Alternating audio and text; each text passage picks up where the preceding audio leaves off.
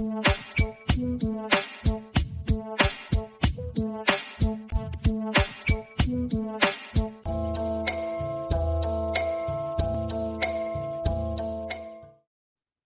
and welcome in this program of our podcast, where we talk with people around the world who are engaged in looking for peaceful solutions to conflicts.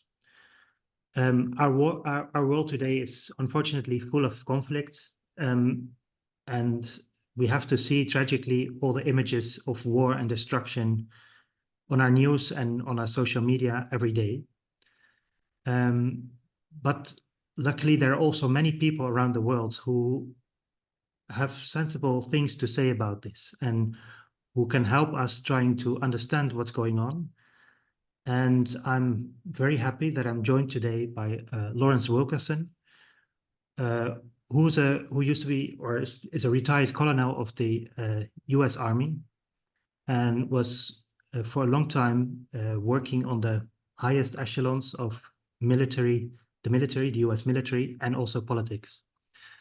For instance, Chief of Staff under Colin Powell, and many other very important functions.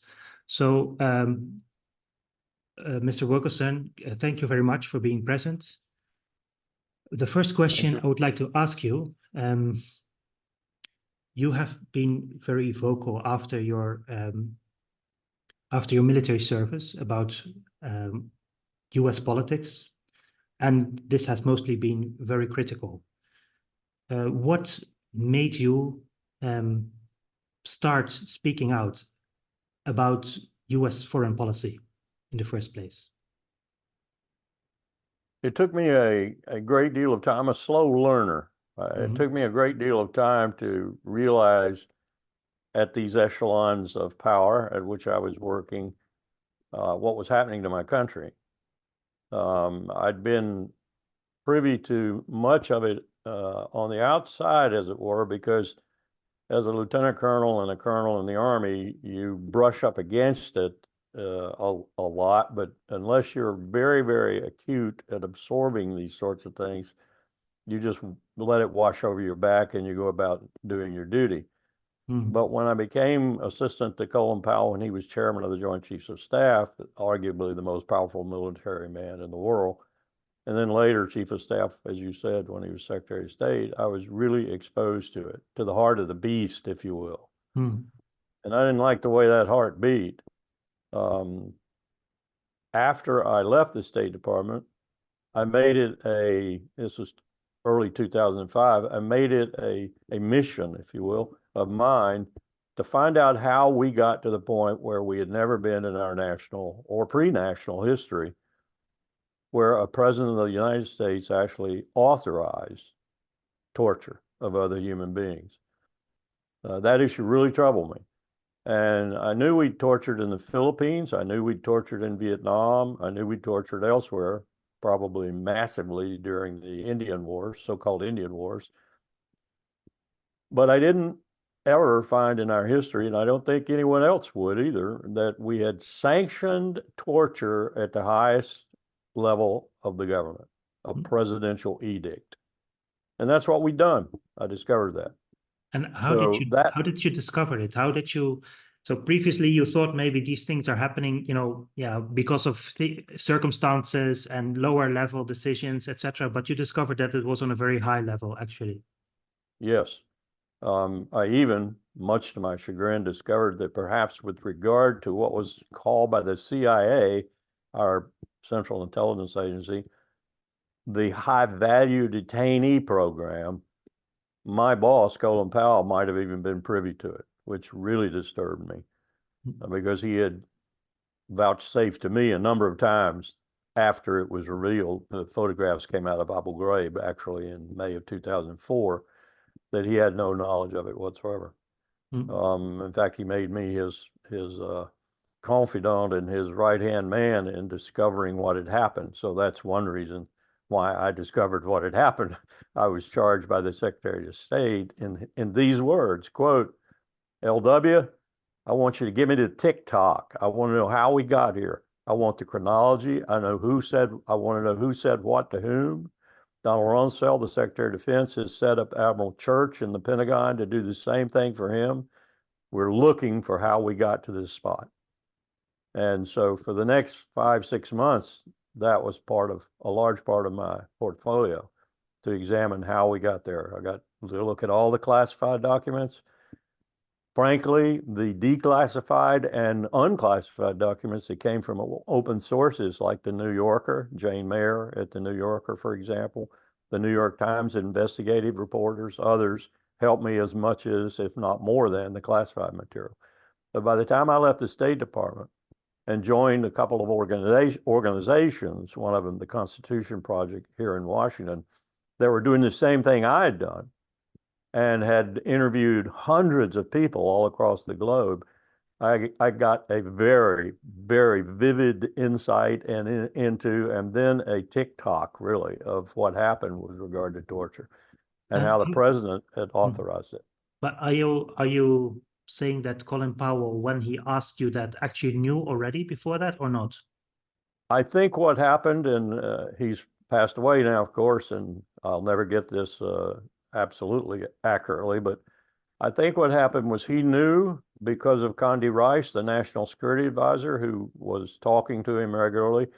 He knew about the 13 or 14 individuals who were in the so-called high-value detainee torture program, authorized by the president to be conducted by the CIA, no one else, just the CIA.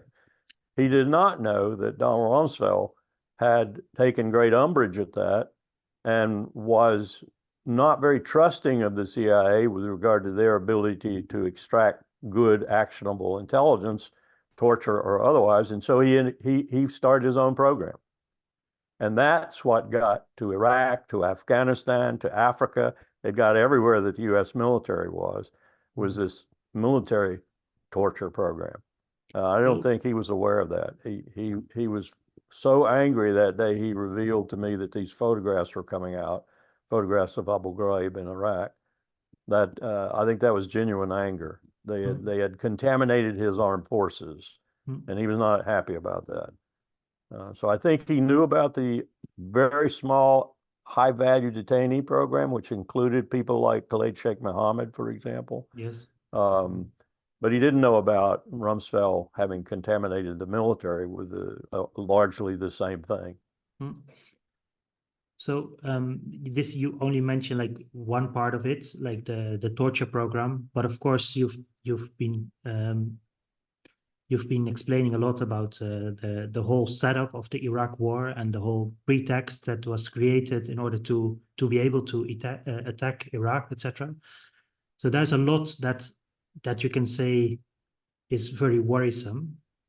What kind of conclusions do you make after your time in the military? Where does it go wrong? Where does the U.S. policy go wrong in, for instance, deciding to attack a country like Iraq? Well, my specialty as a professor, my discipline as a professor was World War II on, and study of national security decision-making in that period, roughly from Harry Truman all the way through, at that particular time when I ceased teaching, all the way through Bill Clinton. And a little bit of Barack Obama, although, as you might imagine, the archives were not quite as full of principal documents as they were for the previous ones. And so what I had discovered was the contamination that began to happen, and contamination is the right word, of that decision-making process by everything from oligarchical wealth to domestic politics. And then I discovered in my academic pursuit of this linear history, I discovered what happened after 9/11. And of course, I was also privy to most of that personally. Yes. And 9/11 put the cap on it. 9/11 was the accelerant, major accelerant of the abuse of power and of the almost imperial connotation of national security decision-making that began to happen after 9/11 that was already gestating after World War II. I mean, after World War II, we were the new Rome. There was no question of that. And the 1947 National Security Act essentially put the new Rome into motion, but it put it into motion with certain checks and balances. And the first president was very good at manipulating and using those checks and balances, Dwight Eisenhower. So we had 8 years of almost no war. And we had 8 years of probably the best economic situation the American people have ever confronted. But it was there, it was latent, it was ready to come out. And if you read the deliberations about the 1947 National Security Act, you see people making comments in those deliberations who are now triumphant in our republic. They now more or less influence national security decision making and policy. Is this the contamination you're talking about? Yes. And what does it look like? What is it? What are these people saying? It looks like Richard Cheney. It looks there are Richard Cheneys present at the creation, if you will. That 1947 National Security Act was tempered by Harry Truman, and as I said later, by Dwight Eisenhower in terms of executive power and implementation. But if you don't have that kind of experience and you don't have that kind of talent at the top, then soon that gets out of hand and people don't know how to manage that kind of power, or worse, are managing it for other than national purposes. They're managing it for political purposes, for personal purposes. And which are the main interests that try to influence this? Well, the biggest one now, unquestionably, and it is completely out of hand, is corporate interests. And the decision by the U.S. Supreme Court to more or less make corporations the equivalent of people is just the tip of the iceberg, but it's a very powerful tip because it now allows billions upon billions of black money, dollars that aren't in any way responsible to anyone, to flow into our political process. And those dollars are dominating our political process. Trump was not just a phenomenon of a lot of distaste and unease amongst the American people for the political process. It was also paid for. It was paid for by billionaires like Charles Koch, Sheldon Adelman, and a host of others out there who have corrupted our political process with money. Nothing corrupts a political process more abjectly and more profoundly than the kinds of money that's began to flow into politicians' coffers in this country. So money is the main driver, you think, behind many of the foreign policy choices? It is, and it's not money in the sense that a lot of people would think I'm sticking that in my back pocket and I'm going away with it. I'm going to have a good life down in the Riviera or whatever. No, it's money to do more of what they want to do, which is wield power on a global basis. And the national security strategy now, for example, is a direct reflection of that. Most Americans don't even know what I'm talking about. It's not even a classified document. They can you explain a bit then for people? Well, that national security strategy says essentially that we are going to bash with our military anyone in the world that even looks like they want to challenge us, no matter where they are or who they are. That's what that strategy says. And essentially, because we are blessed with $33.6 trillion of aggregate debt right now, and the interest payments on that debt are going to be $1 trillion plus next year, we're letting others do it for us, like Ukraine, like Israel. So, but are you saying that this national security policy is actually, as a document, being used, or is it just, has it become mentality of people, internalized? You don't need to have a document like that if you have people who've internalized it anyway. The document is just a reflection, actually, of what they've internalized, and that's what we have now. That's what we have now. If we look at the war, first in Israel-Palestine, the attack on Gaza, maybe first, can you describe what's actually going on in your perspective? And then we can talk about how what you just explained, the interests, the special interests, let's say, as influence on the US politics, how it works there, how is it at work at the moment? But first, the question, in your estimation, what is taking place? Like, there's a lot of confusion, of course, of people try to, there's of course a lot of opposition to what Israel does and a lot of demonstrations, but there's also people saying, yeah, this is necessary. We have to defeat Hamas and their terrorists. But what is your description of what's actually going on? What's going on is what has been going on since the 1982 invasion of Lebanon by the group of Israelis who now are triumphant in Jerusalem. That was the last occasion where, with one exception, where an American president actually made a phone call and did some things that actually got Israel to do what the American president wanted them to do, which was ultimately to evacuate Lebanon. And we wound up losing 242 Marines in a hotel there as a consequence of that. Yep. Next president to do anything was H.W. Bush, who after the full first Gulf War had gained some leverage over Israel and forced them into the Oslo process using that leverage. Then came the assassination of Yitzhak Rabin, which was more or less orchestrated by Bibi Netanyahu.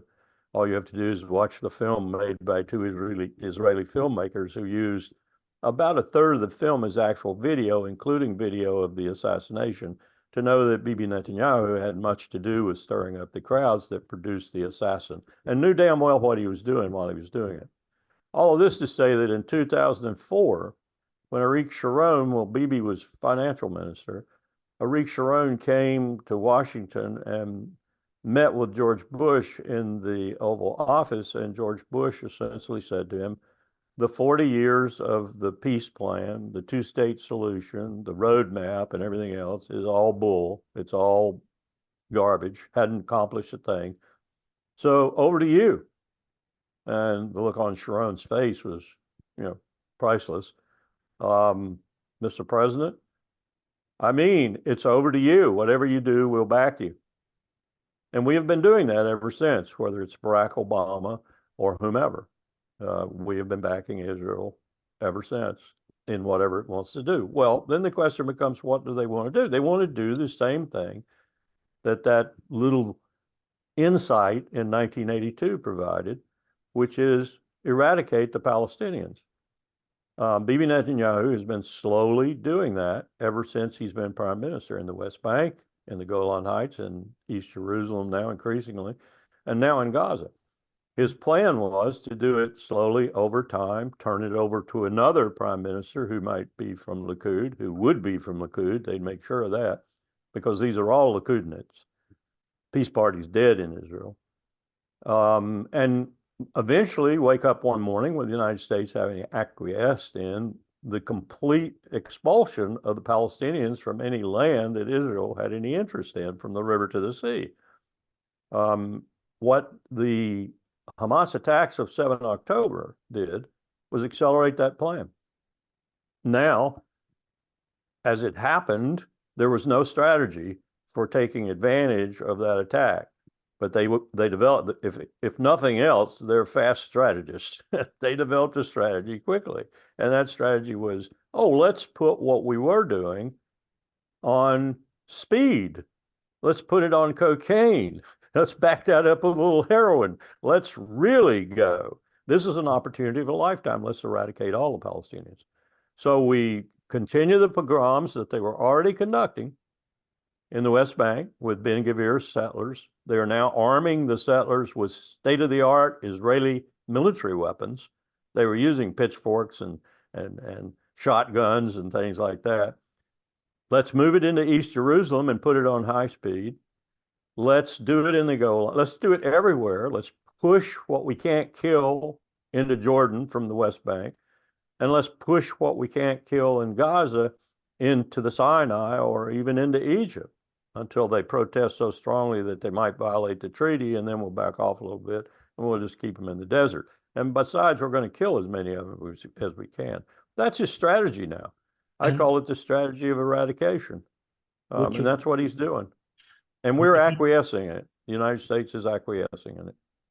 Many people around the world call this ethnic cleansing, genocide, war crimes. Would you put any sort of legal term to this as well, yourself? Well, I saw when Secretary Powell tried to get President Bush to declare genocide in southern Sudan, and finally talked him into it. And then I saw how meaningless that really was. I mean, we finally came to somewhat of a solution, an interim solution, as it turns out, because problems are back again.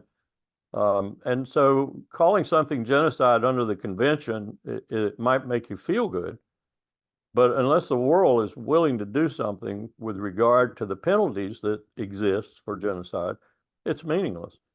It's like Mao Zedong said about international law. International law comes out of the barrel of a gun. That's very interesting. But would you, regardless of the use of it, would you really see this as genocidal? It is genocidal. It is genocidal. At best, it's ethnic cleansing par excellence, and at worst, it's genocide. So I wonder, in your time in office, have you been privy to these contacts with the Israeli military, the Israeli politicians, etc.? And what is the actual relationship? Because it's for many people quite of a kind of a mystery. By the way, it was also a mystery how strong we are behind Ukraine, and I would like to ask you later about that. But of course, the relationship with Israel goes much further. It seems that no matter what Israel does, US will back them up. Have you been present to these meetings? How do they go? Is there any sort of criticism to between the parties, or? I was present when Mossad took over the number 3 man in the U.S. Department of Defense's office, Douglas Feith, himself a dual citizen, and in my view, a spy for Israel. Number 3 man in the Pentagon took over his office for the entire duration of the first Iraq War that I was in government. They came and went without any security. No one had to pass through the river entrance security. No one had to do anything like the normal citizen has to do to get into the Pentagon. They occupied Douglas Feith's office 24/7. That's how much influence Israel had on the Department of Defense during the war in Quite Iraq. extreme. There's a book coming out. There's a book coming out. It's written by a Command Chief Master Sergeant of the Air Force, Derek Fritz, who's now a good friend of mine. And it's called Deadly Betrayal, a very apt title. And he was in that office, and he's spilling the beans on that office. It won't make any difference because everyone in the security complex knows that Israel is a different animal. We do not deal with Israel like we deal with any other nation on earth. Indeed, we don't deal with Israel like we've ever dealt with any other nation on earth. Well, it is. I mean, it's one thing to sort of protect one country politically, etc. But it's quite a different thing to allow Secret Service of another country in your offices and run the show. How come Israel has so much leverage over the US? There's the Republican, and truth in advertising here, I'm still a Republican. There's the Republican answer that if Israel didn't do it, and this includes killing the Palestinians, we'd have to do it. And therefore, we love Israel because she does it well, and she does it on our behalf. And that's everything from their fear that, like Putin's fear of Chechnya, and the brutal way he treated Chechens. It's everything from our fear of terrorists coming out of that region, and particularly out of that conglomeration from Hamas to ISIS to Al-Qaeda, Lashkar-e-Taiba, a lot of the terrorist groups. They're the ones that we fear the most. We think Israel is our battleship, as it were, in the Levant, and if we didn't have her there to bash people periodically, we'd have to be doing it. And therefore, we keep the relationship very, very warm.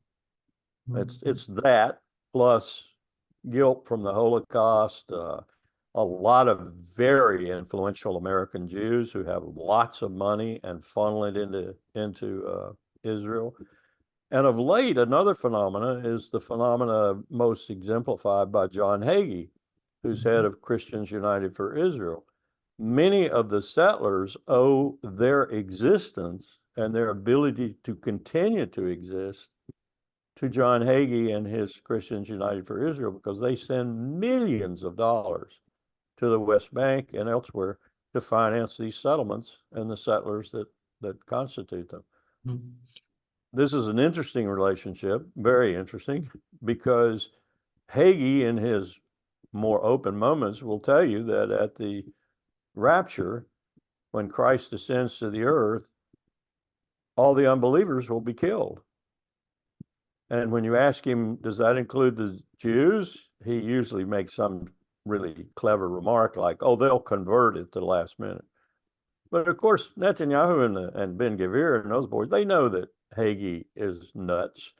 And they know that the Christians who follow him are nuts. And there's no rapture. There's no Christ going to descend to the earth. So they just tolerate it because hundreds of millions of dollars come over there to finance their settlement activity. Quite useful idiots in that sense, then. Yes, yes, very much so. I'm sure Netanyahu just laughs in his cups every day. It's incredible. But people wonder sometimes, who controls who? Is Israel is the US controlling Israel, or is Israel controlling the US? Would that last statement, would you go as far as saying that, or is that too much to say? With Joe Biden, I would say that.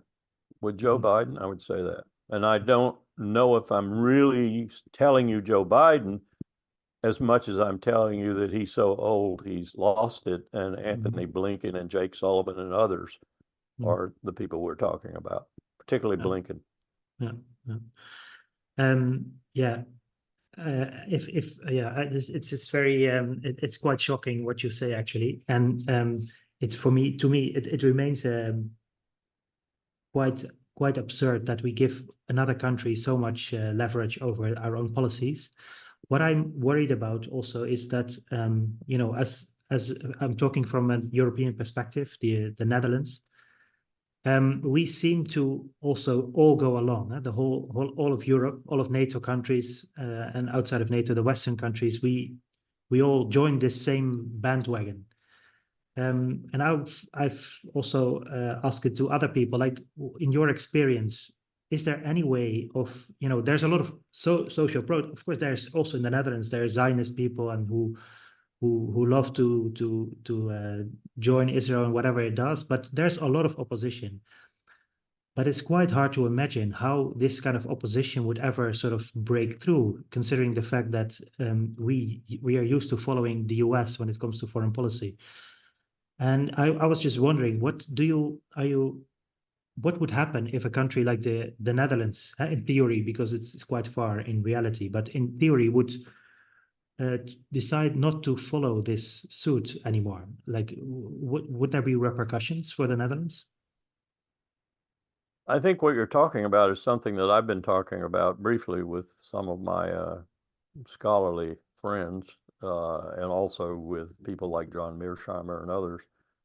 I think what we're seeing is what we manufactured post-Cold War. We manufactured the leaders you have in Europe right now, from Germany to Finland to Norway. And when I say we manufacture them, we have had people working on your politics for a long time, because we saw the end of the Cold War ending our hegemony over Europe, particularly our economic hegemony. Not necessarily our security hegemony, but that would come with the economic hegemony being undermined. That's one reason we're supporting the Ukraine conflict, because it gives us an opportunity, especially over the major power in Europe, Germany, to reestablish our economic hegemony. Look at what we've done to Germany's economy by just simply by blowing up the Nord Stream pipelines. Whether we did it personally or not, it was our intent to do it. So I think that's part of it. Stoltenberg, we engineered Stoltenberg. We engineered him just as if we reached in and picked him out of his home and put him in the Secretary Generalship of NATO. But how does it work? Because it's economic influence. It's bringing the hammer down in terms of economic power. It's all manner of different methodologies. I watched some of it work quite effectively. Thank you very much. And Yeah, I think we're looking at, as I've said before, the imminent dissolution of NATO once Europe wakes up to this. You look at the alternative to Deutschland party in Germany right now, which is polling number 2. And that's a little bit scary because they're mostly East Germans, and they're more interested in, shall we say, the same sorts of things that maybe some people were interested in 1933 and 34, who later took over Germany.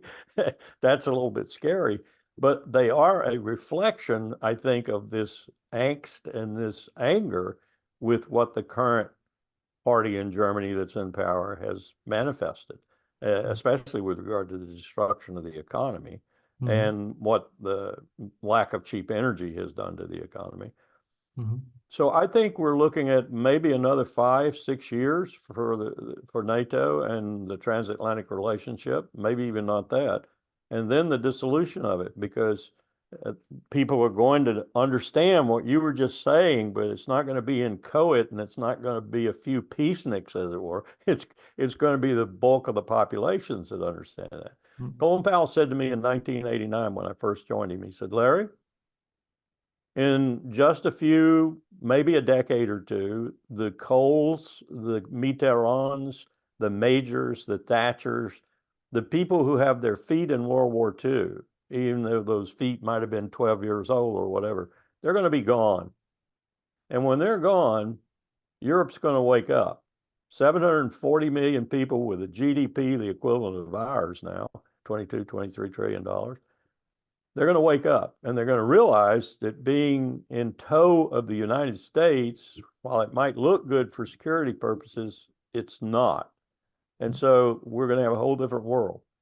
I think Ukraine has slowed that down to a certain extent because Putin scared people. Even though Sergei Lavrov, Putin have said over and over again, Putin's actual statement was, this is not about territory, it's about security. I believe him. He's right. It is about security. We're in his sphere of influence, and he doesn't like that. I don't blame him. I don't excuse his attack on Ukraine, but he's justified in doing it. We made him do it. We compelled him to do it. He gave us ample warning in Georgia when my president, George W. Bush, went to Tbilisi, and with Saakashvili right beside him in a public square said, "You will be a member of NATO very soon." And then what did Russia do? That should have been an indicator to us that, you know, when you get in Russia's sphere of influence that directly, they're going to do something. Now, they could have gone on to Tbilisi and taken Georgia if they wanted to, but he didn't want Georgia. What the hell would he want Georgia for? And what the hell would he want Ukraine for? Got enough problems. So it's not about territory, it's about security. So Biden the other day is saying that, I'm sorry, if you don't approve this package of aid for Ukraine, he's going to attack another NATO country. There's a lie right there. Ukraine's not a NATO country.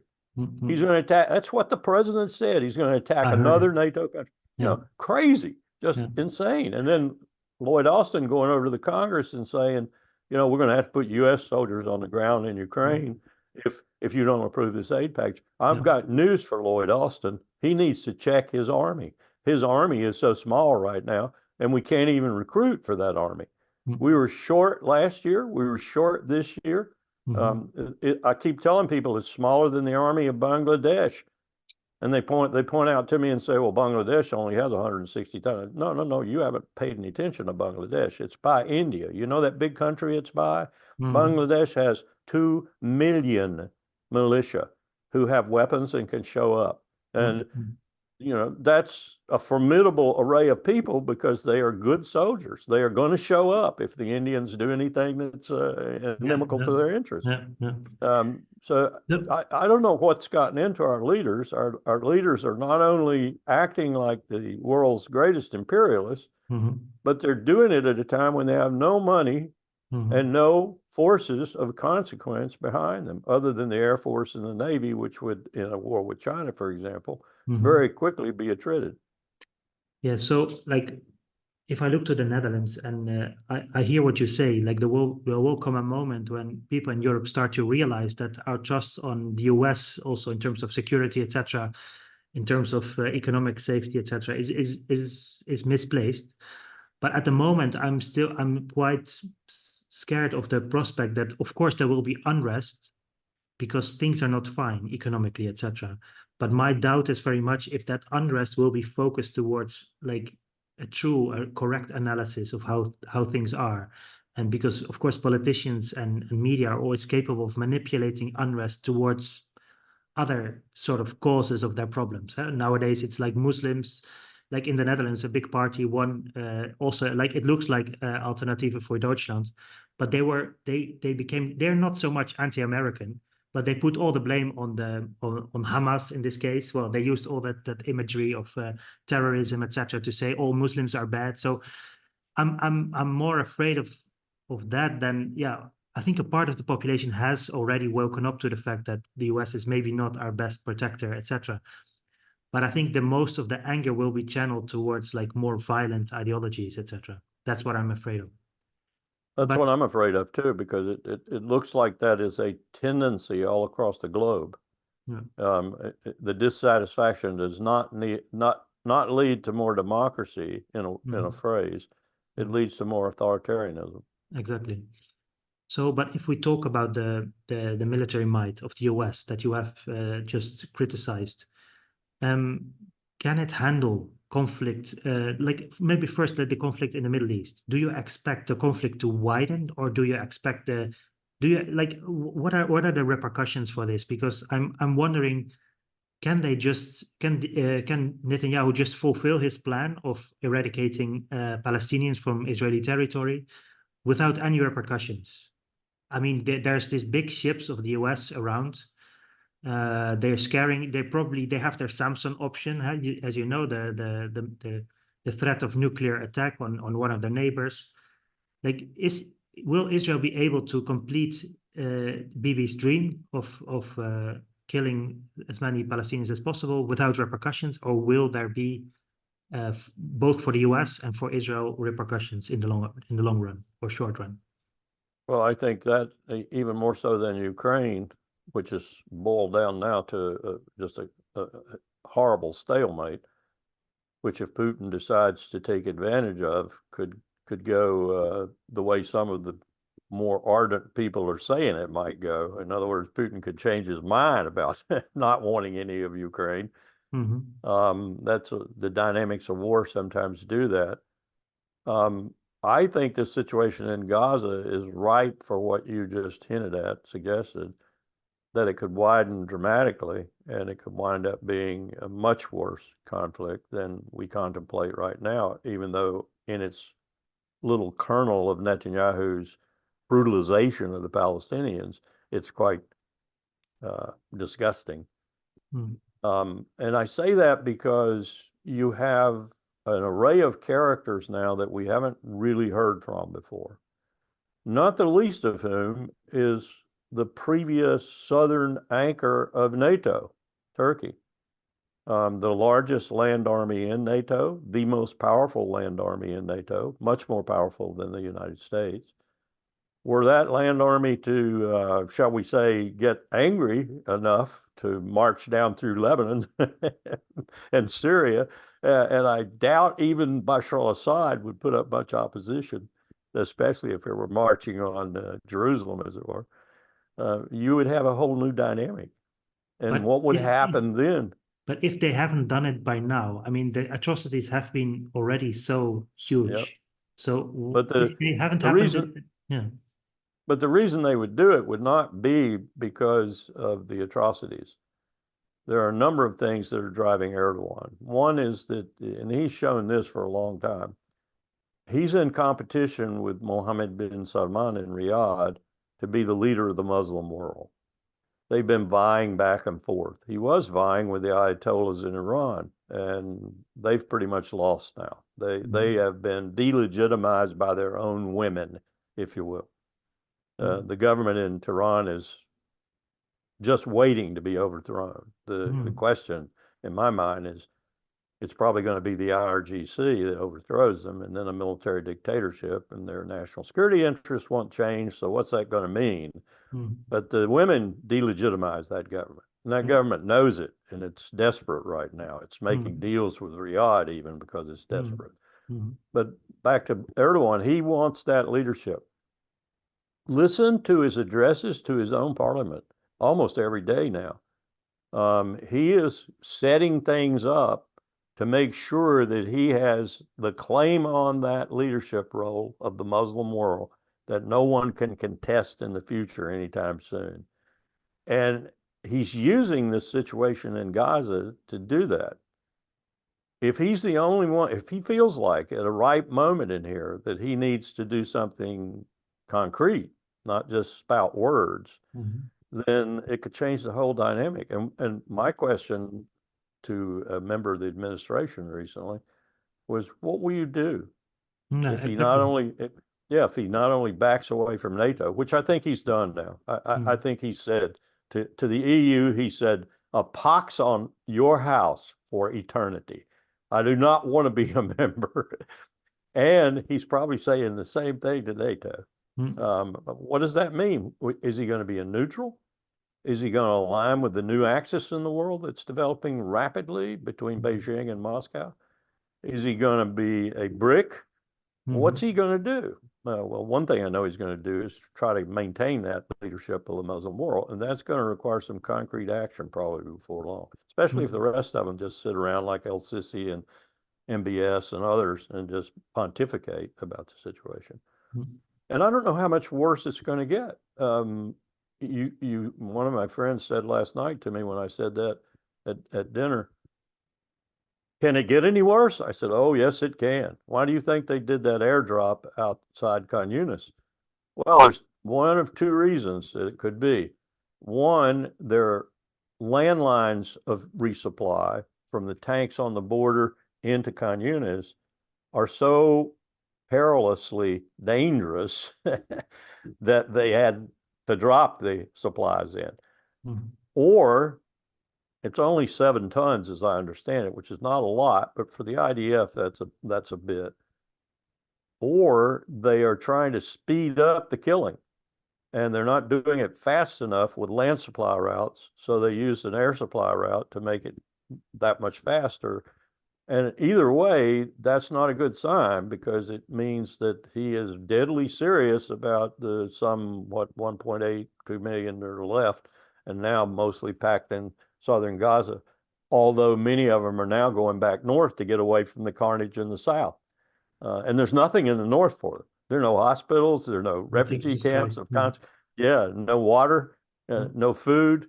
So the eradication campaign seems to be well underway, and the statements Netanyahu keeps making make me think that he's deadly serious and he's going to carry this out to the last dead Palestinian. I don't know what the rest of the world's going to do about that. Are they going to do their usual thing and just kind of accept it and go about their business and condemn it periodically in rhetoric when they can? Or are they going to take some kind of action? And if they're going to take some kind of action, what is that action going to be, and what's the U.S. going to do? And ultimately, the question for me is, too, what are we going to do ourselves? And do you have any premonition and pre-feeling what? No, but I'm coupled with Ukraine. I'm worried about 2 major issues. One is that we, the empire, we, Washington, D.C., have abrogated every nuclear weapons treaty in the world. There are none left. We now are at a point where Vladimir Putin is talking about leaving the CTBT, the Comprehensive Test Ban Treaty. And this, I think, is what adds to our work with Europe to convince them to stay under our umbrella, is the nuclear situation. Because they understand that everything's gone. There's nothing left. Why did he leave the CTBT, or why is he possibly going to leave it? Well, Xi Jinping has decided to build out his nuclear weapons complex to at least the number necessary to ride out a first strike. We hear from the strategic party, from the Central Party School strategists, we hear it's probably around 2,000. They only got about 600 right now. That's a large build out. He wants to do it fast. The way you do that is with high-grade plutonium. Where's he going to get the high-grade plutonium? Oh, Vladimir Putin's got a lot of it. Japan's got the most and the best, but Russia's got the second most and second best. Well, what if Putin gave him plutonium to help him build out his nuclear complex? Then we've got a world with more nuclear weapons, more animosity amongst nuclear weapon states, and we've got two wars going on, neither one of which makes any sense at all. I'd be scared too if I were living in the Netherlands. And then on top of all of that, you got this farce at COP28 and a probable farce building for the next COP. And you got scientists saying this is crazy because we're going to 1.5, we're probably going to 2. You're not going to be able to live in a world with 2, most of you anyway, unless technology develops some really incredible things between now and then. And we're not talking about the then being more than about 2065, which is just around the corner. You've got these two monumental existential challenges confronting all of us, not just Russia or China or Israel, all of us. And we're doing nothing about it. We're frittering away our money and our power in Gaza and Ukraine. It's nonsensical. How big is the risk? I mean, it's clear and obvious now to everyone who's observing that Ukraine is losing big, and NATO cannot really resolve this issue. And they talk about a stalemate as some sort of solution, which, I mean, as you've said, it is probably not a real stalemate, but it's something that Putin can use. People are still dying. Yeah, on both sides, people are still dying. So when the threat that Biden and I think also Austin made of Americans probably fighting if we do not if we do not continue funding Ukraine, how big of a risk do you see there of a real escalation in direct conflict between NATO countries and Russia? I hope the sanity of the NATO councils is such that that's not going to happen. And I mean that. I mean Macron, I mean Schultz, I mean all the leaders in the various countries that really count. In fact, the entire array, although now that we've expanded NATO, we have criminal states in NATO now. Montenegro is the automobile capital, the stolen automobile capital of the world, and Albania is the criminal capital of the world outside Pyongyang. I mean, more crime goes on. They could not possibly meet the criteria for membership in NATO, which is in some areas stricter than membership in the EU, but we let them in. This is insanity. Exactly. But yeah, it happened, and for various reasons, one of which was so Lockheed Martin could sell F-16s to Poland and various other things like that. Poland warned that we had 3 years to prepare for an attack by Putin. Yeah, I don't think Vladimir Putin is that stupid. I really don't. I think his concern, as John Mearsheimer has said many times, I like John's portrayal of it. He's a maximum realist. His concern is his sphere of influence. His concern is Russia's security and his security. And you can't walk up to within 600 miles of Moscow with ballistic missile defenses that can be converted into short-range nuclear missiles in 24 hours and not concern him. It's clear to me as a military professional why he was concerned. And the fact that we did it, to me, is just ludicrous. William Jefferson Clinton was just a moron in terms of national security, or taking so much money from the military-industrial complex that he didn't have any other choice. But he's the one who started all this. He's the one that put it in full motion and took Colin Powell and George H.W. Bush's idea. We were talking to Shevardnadze and Gorbachev about being members of NATO. Exactly. That was our idea of expanding NATO. We wanted Russia to be a member of the alliance. Yes. And Yeltsin came along and said, yeah, in his drunken stupors, he was able occasionally to say, yeah, I agree. But Gorbachev and Shevardnadze were rather excited about it, as were the former Warsaw Pact military heads, whom Powell talked to quite often. Yes. When Moiseyev came to the United States and Powell went to Russia, they had these exchanges where it looked pretty good in 1992, 1993. Yes. And then all of a sudden, along comes Bill Clinton, and it all becomes inimical to Russia. And that's when these people came out of the woodwork who've always lived with us that I was talking about, the Dick Cheneys and Victoria Nulands and others. But yes, well, I think we can agree that we live in a very dangerous time. And as I said before our talk, uh, privately, like it's quite it's quite it's quite scary to see how things are escalating all around us, and we don't have the security of knowing that we have wisdom leading us, but very ulterior motives and interests that are not necessarily in the interest of the people. Um, how what kind of I know it's a major question, and I know we talked about two major conflicts in the Middle East and in Ukraine. We've talked about the way the military decision making, political decision making around about foreign policy works. What can ordinary people do in such situations? It may be a strange question, but No, I get it all over. I've been in all 50 of our states in the last decade, and that's the one question I get almost all the time. And sometimes I get despondent and cynical, and I say, well, you've let it happen. This is a democracy. And as far as I know, most of the countries you live around too are democracies. Yes. Yeah. And if they get into bad situations, then the people haven't been attentive. They haven't done the kinds of things that they should do. They haven't elected the kind of leaders that they should elect. They haven't paid enough attention to the critical issues of the day. And I understand, I tell Americans this too, I understand you got children, you got a job, you got to keep your job. It's a dicey time. COVID affected everyone in a negative way all across the country. We still have people driving in this country like they're morons. We don't have any police out to speak of because we've disenchanted our police forces. I haven't seen a police cruiser in my neighborhood in 2 years. I used to see a police cruiser here 2-3 times a day.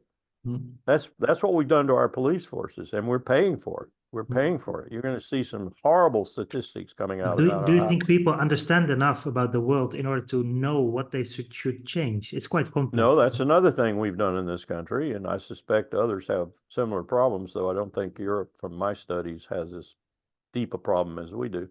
We have annihilated, and my Republican Party has been largely politically responsible for this, our public school system. So we have citizens who are increasingly ignorant, dumb, stupid, pick your term.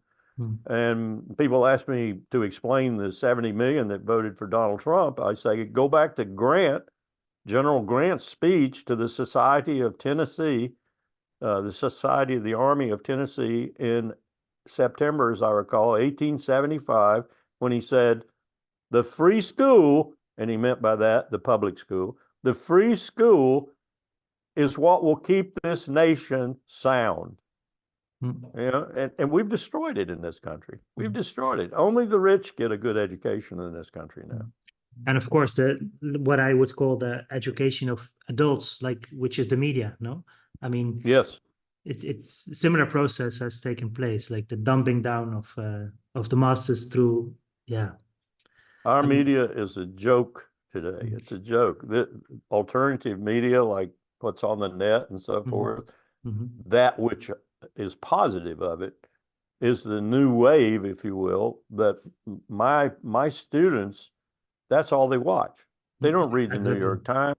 They don't read the Washington Post. They don't read Le Monde. They don't read El País. They don't read the London Financial Times. They get it all off the web, and whatever their predilections are before they look at it, they're reinforced by what they get off the web.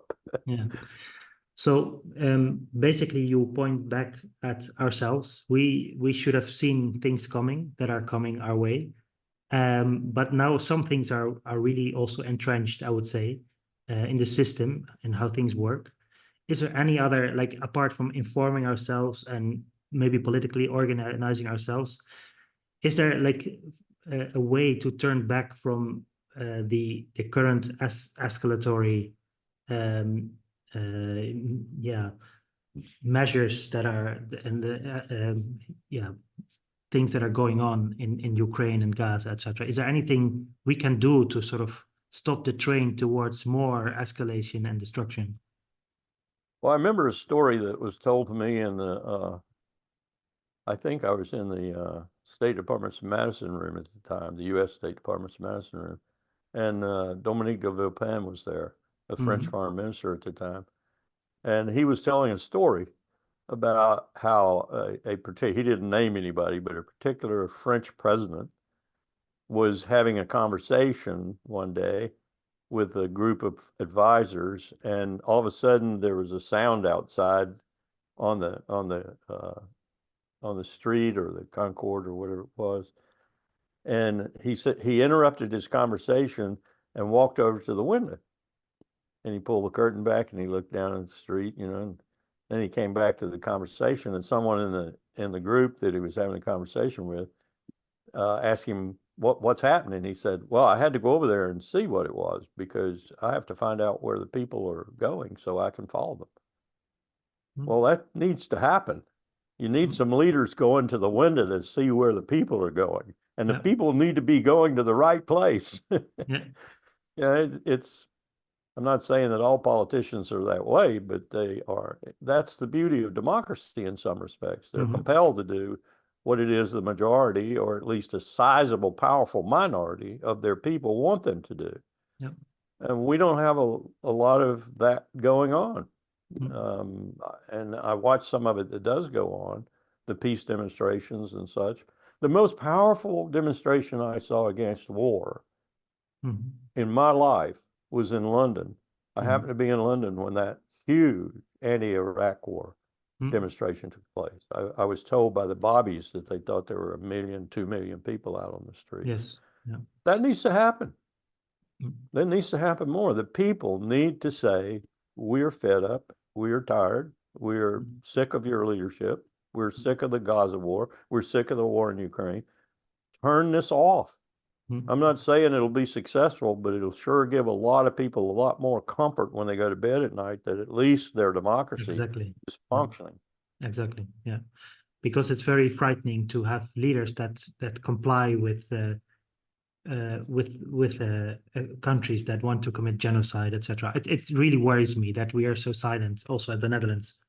And also we have our foreign minister is actually, she used to be a captain. She has been in the military, and she's been in Afghanistan, etc.